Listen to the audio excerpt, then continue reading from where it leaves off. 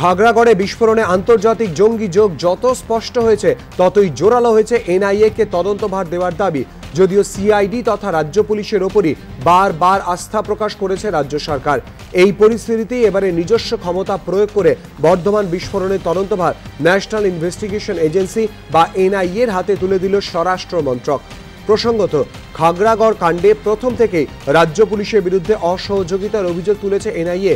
বুধবার স্বরাষ্ট্রমন্ত্রী রাজনাথ সিংহের কাছে এনআইএর বক্তব্য সম্বলিত একটি পূর্ণাঙ্গ রিপোর্ট পেশ করে স্বরাষ্ট্র মন্ত্রক। সূত্রের খবর, ওই রিপোর্টে বলা হয়, এনআইএ যখন ঘটনাস্থলে পৌঁছয় তখন দ্রুত গতিতে প্রমাণ নষ্ট করছিল স্থানীয় পুলিশ। সাক্ষ্য প্রমাণ নষ্টের জন্য অভিযুক্তদের সাহায্যও করা হয়েছিল।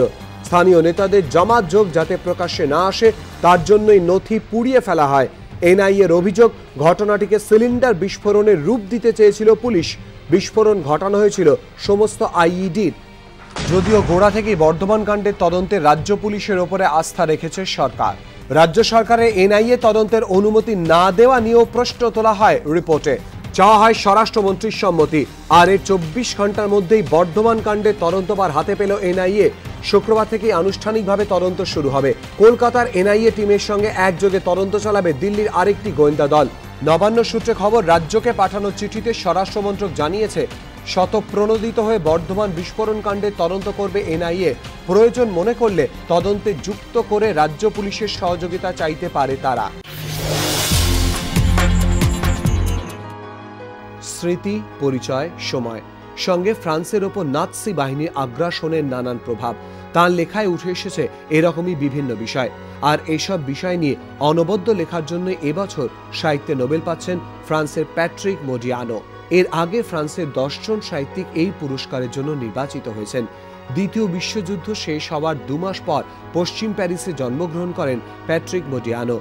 ছোটবেলা থেকে বড় হয়ে উঠেছেন বিশ্বযুদ্ধোত্তর পরিবেশে। সে সময়কার কথাই ফুটে উঠেছে তাঁর লেখায়। মিসিং পার্সন বইটির জন্য 1978 সালে প্রিক্স গনকোর্ট পুরস্কার পান প্যাট্রিক। তার 40টি বইয়ের অনেকগুলি ইংরেজিতে অনুবাদিত হয়েছে। ছোটদের জন্য অনেক গল্প লিখেছেন মোডিয়ানো।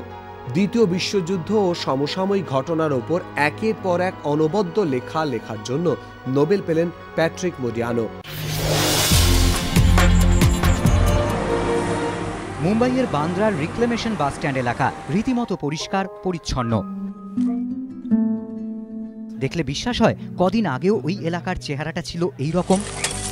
আর এই এলাকাকে সাফসুতরো করার দায়িত্ব কে হাতে তুলে নিয়েছিলেন জানেন? ব্যাট নয়, এবার ঝাড়ু হাতে তুলে নিলেন তিনি। সচিন রমেশ তেন্ডুলকর প্রধানমন্ত্রী নরেন্দ্র মোদীর স্বচ্ছ ভারত অভিযানে সাড়া দিয়েই মুম্বাইয়ে বেরিয়ে পড়েছিলেন সাফাই অভিযানে। সোশ্যাল নেটওয়ার্কিং ওয়েবসাইটে সেই অভিযানের ছবিও দিয়েছিলেন ভারতের ক্রিকেট আইকন। তারপরই নিজের টিম নিয়ে চলে লাগাতার সাফাই অভিযান। ব্যাট হাতে চেনা স্ট্রেট ড্রাইভ নয়, এখানে ঝাড়ু হাতে রীতিমতো পরিশ্রমী সচিন।